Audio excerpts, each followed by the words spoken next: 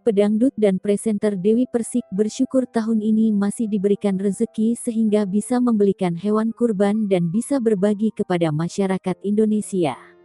Dewi Persik mengaku membeli 2 hewan kurban sapi di Hari Raya Idul Adha tahun ini. Aku nggak ngerti gimana bentuknya.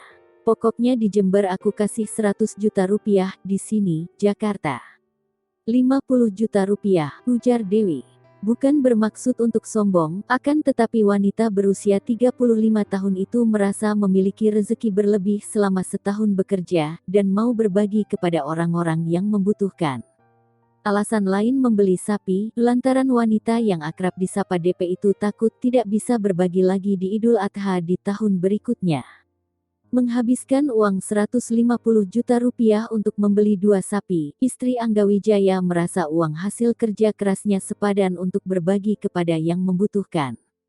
Dewi Persik pun menjalani kurban dalam momentum Idul Adha ini bekerja sama dengan sebuah organisasi, lantaran ia sadar sedang merayakan Idul Adha di tengah pandemi COVID-19.